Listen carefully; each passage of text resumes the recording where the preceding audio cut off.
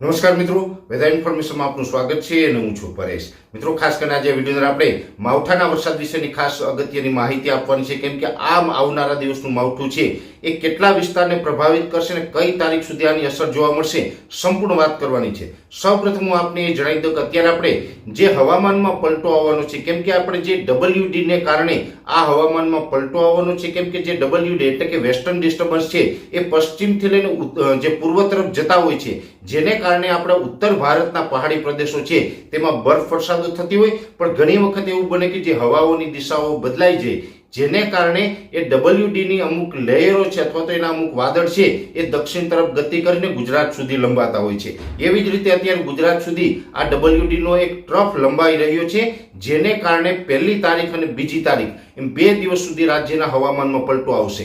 પહેલી વાત અહીં આપણે એ સમજવાની છે, ઘણા લોકો છે 1 થી 5 માર્ચની આગાહી કરી રહ્યા છે, પણ 5 માર્ચ સુધી આની અસર નહીં રહે. આની અસર 1લી માર્ચ અને 2જી માર્ચ એમ 2 દિવસ સુધી જ રહેવાની છે.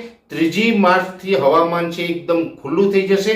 3જી માર્ચથી આપણે માવઠાના ખતરામાંથી બહાર આવી જશું, પણ 1લી અને 2જી માર્ચ એમ 2 દિવસ જે માવઠાની શક્યતાઓ છે એ આપણે સમજાવવાનું છે. હું રાજ્યના તમામ ઝોન વાઇઝ અને જિલ્લા વાઇઝ તમને સમજાવવા માંગુ છું. સૌપ્રથમ મારે ઉત્તર ગુજરાત વિશે વાત કરવાની છે. ઉત્તર ગુજરાતમાં અત્યારે જે અમારું લેટેસ્ટ પ્રિડિક્શન છે એ મુજબ અમને લાગી રહ્યું છે કે ઉત્તર ગુજરાતના સાબરકાંઠા, બનાસકાંઠા, અરવલ્લી, પાટણ અને મહેસાણા આટલા જિલ્લા એવા છે કે જેની અંદર 1લી તારીખે હવામાનમાં પલટો આવી જશે, અતિઘાટા વાદળ થઈ જશે અને 1લી તારીખે મોડી રાતથી લઈ અને 2જી તારીખે રાત સુધીમાં એટલે કે 24 કલાક દરમિયાન ઉત્તર ગુજરાતના આ તમામ વિસ્તારો મેં આપને નામ જણાવ્યા એ તમામ વિસ્તારોની અંદર મધ્યમથી ભારે વરસાદી ઝાપટા પડે તેવી શક્યતાઓ છે. એકલ દોકલ સેન્ટરની અંદર અતિ ભારે વરસાદના ઝાપટા પણ જોવા મળે તેવી શક્યતાઓ છે. એટલે ઉત્તર ગુજરાતના અરવલ્લી, સાબરકાંઠા, બનાસકાંઠા, પાટણ અને મહેસાણા આ તમામ વિસ્તારોની અંદર વરસાદની શક્યતાઓ છે. એમાં અરવલ્લી જિલ્લો એવો છે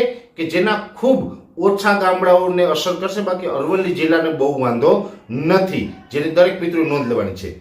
આ વિસ્તારને બાદ કરતા બીજા અન્ય વિસ્તારો છે ઉત્તર ગુજરાતના, એમાં પણ અતિઘાટા વાદળ છવાયેલા રહેશે અને કોઈ કોઈ જગ્યાએ માવઠા જેવો માહોલ જોવા મળશે, પણ બીજા વિસ્તારમાં માવઠાની શક્યતા અમે માનતા નથી. એ સાથે જે કચ્છ જિલ્લાના વિસ્તાર છે, કચ્છ જિલ્લા વિશે કહી શકાય કે સમગ્ર કચ્છને અમે એવું માની રહ્યા છે કે સમગ્ર કચ્છ જિલ્લાની અંદર 1લી તારીખે હવામાનમાં પલટો આવશે અને 2જી તારીખે માવઠાના ઝાપટાઓ જોવા મળશે. કચ્છ જિલ્લાના પછી નખત્રાણા હોય, માંડવી હોય અથવા તો નલિયા હોય, રાપર એટલે કે વાગડ વિસ્તાર છે, ગાંધીધામ છે, ભચાઉ છે, ભુજ છે, એમ તમામ વિસ્તારોને આ અસર કરતા રહેશે. કચ્છનો કોઈ વિસ્તાર બાકી નહીં રહે. તમામ વિસ્તાર છે આ હવામાનનો પલટો છે એનો સામનો કરશે અને ઘણા વિસ્તારોની અંદર માવઠાના ઝાપટા જોવા મળશે. હવે જે મેં આપણે કચ્છ અને ઉત્તર ગુજરાત વિશે જે વાત કરી છે એ બધા પોઈન્ટ એવા છે કે રાજ્યના સૌથી વધારે પ્રભાવિત થાય આવા પોઈન્ટ છે. આ જે કચ્છ અને ઉત્તર ગુજરાતના ભાગો છે એમાં અનેક જગ્યાએ અતિ ભારે ઝાપટા જોવા મળે તેવી પણ શક્યતા માની રહ્યા છે. હવે ઉત્તર ગુજરાત અને કચ્છને બાદ કરતા જે સૌરાષ્ટ્રના ભાગો છે, સૌરાષ્ટ્રની અંદર વાત કરવી તો સૌરાષ્ટ્રના પણ ઘણા જિલ્લાને આ હવામાનની અસર થવાની છે, જેમાં માવઠું થવાની જે શક્યતા અમે માની રહ્યા છીએ, જેમાં પશ્ચિમ સૌરાષ્ટ્ર એટલે કે પોરબંદર, દ્વારકા અને જામનગર આ ત્રણેય જિલ્લા એવા હશે કે જેની કચ્છની સાથોસાથ અતિ તીવ્રતા વાળા માવઠા પણ જોવા મળશે. દ્વારકા, પોરબંદર અને જામનગરના અનેક ગ્રામ્ય વિસ્તારની અંદર ગાજવીજ સાથે પણ ઝાપટા જોવા મળે તેવી શક્યતાઓ છે. અને આ જે કચ્છ અને જે દ્વારકા, પોરબંદર અને જામનગર આ વિસ્તાર એવા છે કે એને 1લી તારીખે મોડી રાતથી લઈ અને 2જી તારીખે સાંજ સુધી એટલે એ જે 24 કલાકનો ગાળો છે, 24 કલાક દરમિયાન આ જે કચ્છ અને પશ્ચિમ સૌરાષ્ટ્રના ભાગોની અંદર પણ માવઠાના વરસાદ અને માવઠાના ઝાપટા જોવા મળે તેવી શક્યતાઓ છે. એ સાથે સૌરાષ્ટ્રનું રાજકોટના અમુક ગ્રામ્ય વિસ્તાર, મોરબી જિલ્લો અને સુરેન્દ્રનગર જિલ્લાના અનેક વિસ્તારોની અંદર હળવા મધ્યમ ઝાપટા જોવા મળે તેવી શક્યતાઓ છે. સુરેન્દ્રનગરની અંદર પ્રમાણ ઓછું રહેશે, પણ સુરેન્દ્રનગરની અંદર પણ ઝાપટાઓ જોવા મળી શકે છે. અને ખાસ કરીને જુનાગઢ, ગીર સોમનાથ અને પોરબંદર આ ત્રણ જિલ્લા એવા છે કે જેમાં હવામાનમાં પલટો ચોક્કસથી જોવા મળશે, પણ એમાં વરસાદની શક્યતા અમે ખૂબ ઓછી માની રહ્યા છીએ. પછી હવામાનમાં પલટો આવે અને અતિ ઘાટા વાદળ થાય, જેને કારણે આ જે 3 જિલ્લા છે ગીર સોમનાથ, અમરેલી અને જુનાગઢ, એમાં કોઈ એકાદ ગામડામાં ઝાપટા પડી જાય તો વાત અલગ રહેશે. બાકી આ 3 જિલ્લા એવા છે કે જેને અમે સેફ માની રહ્યા છીએ, એમાં બહુ શક્યતાઓ નથી. એ સાથોસાથ ભાવનગર જિલ્લો એવો છે જેમાં પણ માવઠાની શક્યતાઓ અમે માની રહ્યા નથી. હા, એક ચોક્કસથી જે પ્રોપર ભાવનગર અથવા તો ભાવનગરથી જે બોટાદ તરફના વિસ્તારો છે એ ગ્રામ્ય વિસ્તારમાં કદાચ એકલ દોકલ ગામની અંદર હળવું ક્યાંય ઝાપટું પડી જાય તે અપવાદ રહેશે. બાકી ભાવનગર જિલ્લાની અંદર પણ અમે માવઠાની બહુ શક્યતાઓ માનતા નથી. બોટાદ જિલ્લો છે તો બોટાદ જિલ્લાની અંદર જે ભાલ તરફના વિસ્તાર છે, એટલે કે બરવાળા અને એ તરફના વિસ્તારો છે, સાળંગપુર છે, બરવાળા છે, એ તરફના વિસ્તારમાં એકાદ સેન્ટરની અંદર એકલ દોકલ સેન્ટરમાં કદાચ ક્યાંય હળવું ઝાપટું પડી જાય એવી શક્યતાઓ છે. બોટાદ જિલ્લાની અંદર અતિ ઘાટા વાદળ જોવા મળશે અને બોટાદ જિલ્લાના પણ અમુક ગ્રામ્ય વિસ્તારોની અંદર હળવા ઝાપટા કદાચ જોવા મળી શકે છે.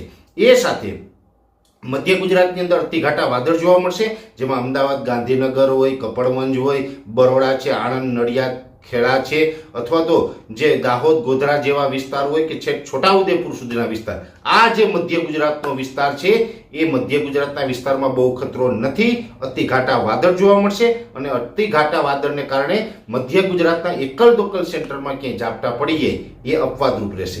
દક્ષિણ ગુજરાતના જે તમામ વિસ્તારો છે જેની અંદર ખાસ કરીને રાજપીપળા હોય, ભરૂચ હોય, અથવા તો સુરત, વલસાડ, વાપી, બારડોલી, બીલીમોરા, અંકલેશ્વર છે, ડાંગ, આહવા જેવા વિસ્તારો છે, આ તમામ વિસ્તારો સેફ છે.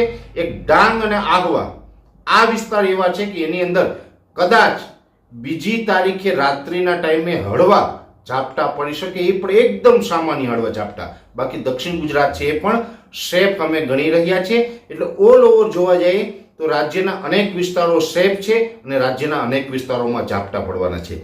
ખાસ કરીને ફરીથી હું આપને જણાવી દઉં કે જેમાં ઝાપટા પડવાની અમને ફાઇનલ જે શક્યતા દેખાઈ રહી છે એ નામ હવે બોલું છું. જ્યાં નથી પડવાના એ નહીં, પણ જ્યાં ફાઇનલ શક્યતા દેખાઈ રહી છે એની અંદર અરવલ્લી, સાબરકાંઠા, બનાસકાંઠા, પાટણ, મહેસાણા, એ સાથે કચ્છ જિલ્લો, દ્વારકા, પોરબંદર, જામનગર, મોરબી, સુરેન્દ્રનગર અને રાજકોટના અમુક વિસ્તારો, એ સાથે બોટાદના ભાલ સાઈડના વિસ્તારો, આ આટલા વિસ્તારો એવા છે કે જ્યાં અમને ફાઇનલ શક્યતા દેખાઈ રહી છે.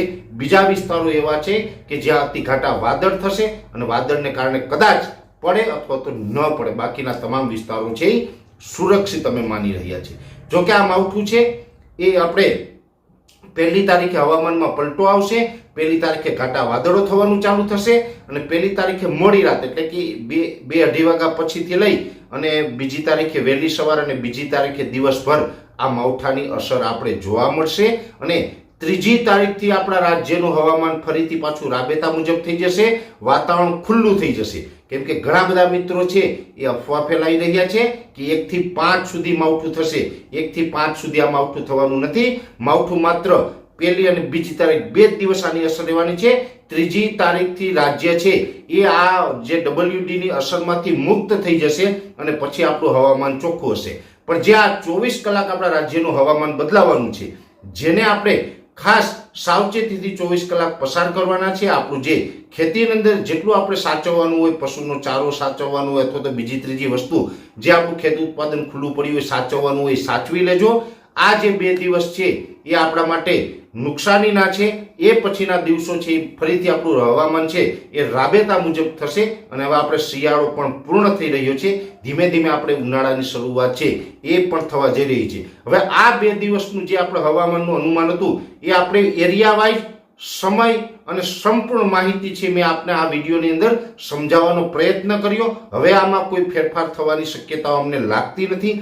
આ મુજબનું જ માવઠું થશે એવું લાગી રહ્યું છે અને આ જે માવઠું થઈ જશે પછી આખું આપણે વિશ્લેષણ કરી અને એની સંપૂર્ણ માહિતી છે એ પણ આપણે યુટ્યુબના માધ્યમથી પ્રસારિત કરશું. અત્યારે આ વિડીયોની અંદર એટલું જ. અંતમાં દરેક મિત્રોને વિનંતી રહેશે કે વિડીયોને લાઈક આપીને દરેક ગ્રુપમાં શેર કરવો, જેથી કરીને અન્ય મિત્રોને પણ માહિતી મળી શકે. અને જે મિત્રો આપણી ચેનલને સબસ્ક્રાઇબ ન કરેલી હોય એ મિત્રોએ ચેનલને સબસ્ક્રાઇબ કરવી. હાલ રજા આપશો. ધન્યવાદ.